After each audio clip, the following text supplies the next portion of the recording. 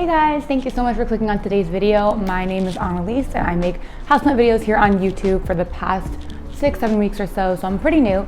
So if you're new here, which you probably are, definitely subscribe to see more planty content. Give this video a thumbs up and leave a comment down below. So today I'm going to be talking about 8 plants that I feel like are underrated, pretty much plants that don't get enough love for how great they really are. So if you also have these plants, definitely leave a comment down below and tell me if you love them as well. And if you have other underrated plants that you want to recommend, please comment. So let's jump into it.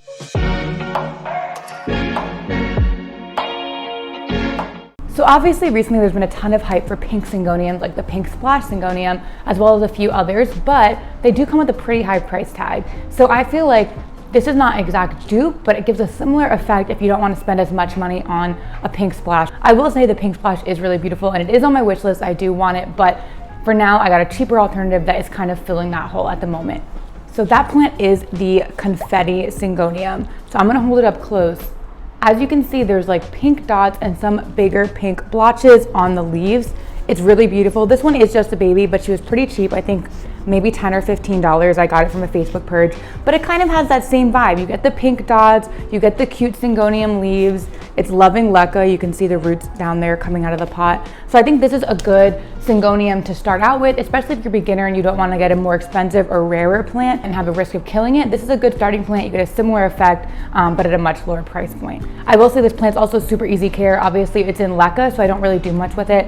I know, at least in my experience, syngonium do like a little bit more water than other plants. So having it in leca takes away the more frequent watering schedule that I would have to have with a syngonium. So next up, another syngonium I feel like does not get enough hype. It has a related variety that I feel like gets all the hype, and this one's kind of left in the dust. And that is the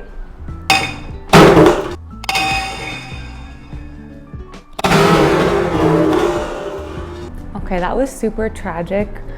I just dropped my Syngonium CHIAPENSE or Syngonium macrophylla, which is what I was going to show you, and it did suffer some damage, so that's pretty sad. Did just rip this leaf. Can't even believe it. Oh my goodness. But you know, stuff happens when you're clumsy like myself. Literally a piece of the leaf is just hanging off, and I broke off a baby leaf. But that's not the point. We're gonna move on. The point is, I think this plant is so gorgeous. The leaves have this beautiful elongated shape and this really, really nice green color. And I think this plant doesn't get enough love. Its related variety is the Syngonium frosted heart. I'll put a picture up, which is obviously really beautiful as well, but I feel like people really gravitate to that one first. But I think this is a great classic Syngonium. It's really different than your traditional Syngonium, what you think about, like the plant I just showed, but I think it's just so stunning. I've seen these grown up wood planks with Caitlin from Plant Life in the Tropics. I've seen it on moss poles, on Instagram and things like that. So there's a lot of different options for it. Right now mine is rooting in water and, you know, just experienced some shock, so we're gonna need to come back from that. So it's gonna be staying in water for a little bit longer than I expected, but it's been doing really well overall. It's rooting up really easily. I think I put this in about a week or so ago, maybe a little longer, and you can see the roots here are doing really well. So definitely one to add to your wish list if you don't have it. If you do have it, you know the joy of it. I think it's just so beautiful. Okay, moving on. We're not going to damage any other plants. Do not worry, I'm going to be a lot more careful. Moving on is a variety of epipremnum, or commonly called pothos. I think pothos in general do get a lot of love, especially the golden pothos is really popular. The marble queen is pretty popular, but one variety that I think is not popular enough is the Manjula pothos. I will show you mine here. I mean, how gorgeous is this plant? Let me come close. Let me show you some of the more stellar leaves. That leaf I think is absolutely gorgeous. This leaf. Every leaf is completely different. Some have more of a darker hue, some are really white and light. And so it's kind of similar to a marble queen, but it has a different variegation pattern. So I think this one's not as well talked about, but it's actually pretty affordable. My Manjula was maybe about $25 or $30, and they're becoming, I've seen them more and more readily available recently. So, I mean, look at this leaf. This one is like a newer leaf that just came out recently. So definitely, if you like fast growing plants, which I talked about in my last video, definitely watch that for some really great fast growing plants. But this one is a little bit slower than a traditional pothos because of all the white, but it still grows quickly and it's absolutely beautiful, affordable plant. I think you should definitely add to your collection. Up next is a Hoya. Now, when I first started collecting plants, I did not get the Hoya bug, didn't understand it. to me, they all looked like these kind of waxy 2-leaf plants. I didn't see a ton of big plants except, you know, Crimson Princess and Crimson Queens. But I don't know what happened, but I got the Hoya bug and now I'm obsessed with Hoyas, and I have quite a few. I'm gonna do a Hoya collection video coming soon, actually. I also have a Hoya haul coming in the next week, so that's gonna be really exciting. I will definitely unbox it here. But one Hoya I wanna talk about that I feel like isn't highlighted enough is the Hoya Bella. Also, side note, how cute is this little head plant pot? I got it from Home Goods. Anyway, this plant, mine's looking a little bit struggling right now because I did overwater it, but if you don't do that, it looks really beautiful. So here is a close-up of some of the foliage.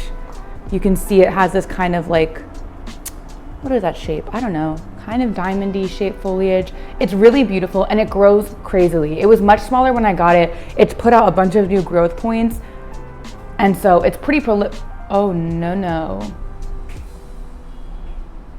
Well, that's a spider web. Oh no. That's why this one is doing so bad. This one strand has been really struggling and I couldn't figure out why, but I'm seeing spider webs on it. I don't know if it'll come across on camera. Okay, let me put this somewhere separate. Wow, today's just a mess, y'all. I almost killed a plant. Now I have spider mites. Okay, we're gonna move on. We're gonna move on. It's gonna be fine. All is well. Okay, next up is another favorite of mine, which is the Philodendron Silver Stripe. Now, I know a lot of people have the Philodendron Brazil. This is one of mine here. I mean, an absolutely gorgeous plant, but if you want one that's a little bit different, similar energy, similar growing pattern, similar care, but just a little bit of difference on the leaves, I would recommend the Philodendron Silver Stripe. As you can see, the leaves on the Silver Stripe are a lot longer and skinnier than the Brazil. It actually just put out this really long skinny leaf here. Super beautiful. Here's another one that's really pretty. And as you can see, the variegation is a different color. It's more of a, I mean, it's called a silver stripe because the variegation is kind of silvery, but to me, it's more of like a cream and lime green color. And all the leaves, like the Brazil, come out super differently. So here, this one has a really thin stripe. You know, this one has a lot more of the variegation on it. So I think it's a really beautiful plant. And I've been seeing them popping up a lot more in Facebook groups and things like that. I think I got about 6 or 7 cuttings for I think $25, which isn't too bad for a plant that's a little bit on the rarer side. You're not probably gonna find it in a big box store. I potted it up in Leca and it's just taking off. It's shooting out new growth. As you can see, there's really a bunch of growth points on it. And I think it's just stunning, especially once it's a full pot, a big trailing plant like a Brazil. So I think if you like the Brazil, but you want another one that's a little bit similar, definitely go for the Philodendron Silver Stripe. Okay, next up, I only have a baby version of this plant to show, but I'll insert a picture of what it looks like when it's really mature. As I've shown in a lot of videos, I have a really massive heartleaf philodendron or Philodendron heteroecium in the typical green form. Super beautiful plant, super fast growing. I have one that's literally hanging from the ceiling and touching the floor. Love that plant. But the other version of the plant, which is the lemon lime philodendron, is also equally beautiful, maybe more beautiful, and I really want a big basket of it. But right now, just have this little baby version, which is super cute. So as you can see, the foliage is a lot more of a neon green color, and some of it kind of comes in, I don't know if it'll come across, this kind of has a pinkish orangey tinge. That's the newest leaf that came in. This started as a 1-leaf cutting, so it's very small. Definitely gonna chop and prop it soon to make it bigger, but I think this is another really beautiful plant that's pretty easy to get and has that big statement. If you want kind of a jungle vibe in your home, you wanna have plants surrounding you, this is a great plant to get in the big size. So the second to last plant, this plant is a little bit more on the uncommon side, but really beautiful, and I never see it talked about, and that's the Philodendron mayoi, or mayoi, I don't know how you say it, but I'll put it on the screen, but here she is. So the leaves have this really cool kind of spiky shape. This is the newest leaf. As you can see, it came out kind of this yellow green color, and it's still hardening off, but it's super beautiful. The petioles right there are pink, so it has a great contrast of colors. And I think I got this plant, it was 2 leaves when I got it, and I want to say it was maybe like $30 or $40, which is a little bit pricey for such a small plant, but it's growing so well. I think it's going to have a really big impact once the leaves start getting even bigger, and I'm loving it so far. It lives in my IKEA greenhouse cabinet, and it seems to be really enjoying it in there. This leaf is finally bigger than the previous leaves, so it's clearly doing well, sitting in terracotta in soil. No roots at the bottom, so we're still good. But yeah, this is definitely a plant I would add to your wish list if you don't already have it. I think it's really beautiful, and I don't know why nobody talks about it. Yes, it's not as fun as a variegated plant, but how fun is it though? Look at the fun little shape. I think she's so cute. Okay, and then last but not least, I'm sure you hear all the hype around the Florida Ghost and the Florida Beauty, which are obviously super beautiful, not knocking those plants at all. I have a Florida Ghost, which I love, and I want a Florida Beauty very bad, but they're very pricey. So one plant that I did want to talk about is the Florida Green, which I think is the same as the Philodendron pedatum. Here she is. So fun story, I actually bought this plant off eBay and it was advertised as a Florida Ghost, which is obviously not. One major difference somebody pointed out to me is the Florida Ghost actually has red petioles, and this one, as you can see, no red, just all green. But regardless, I've come to really love it. I've chopped and propped it like twice, so there's a few different stems in here, and I think it just looks so beautiful. The more mature leaves have this really beautiful shape here with kind of the 5 points. But even the less mature leaves are super cute. Like this is a new leaf that came out recently. It's putting out one here. So it grows so well. It's living in leca, and I think it's just a fun plant that is easy to take care of. A typical philodendron care routine would work for this plant, but it just has a fun shape and it grows really well. So if you can't get your hands on a Florida Beauty or a Florida Ghost, but you want a similar plant, despite the lack of variegation, it's still very, very beautiful. So definitely add this to your list. I think that is pretty much it for my plants today. Thank you so much for watching this video. If you have any underrated plants in your collection that you absolutely love, comment down below. I love hearing about new plants that are not talked about by everybody already, so definitely comment and like this video if you enjoyed it. Thank you guys so much for watching and have a wonderful day.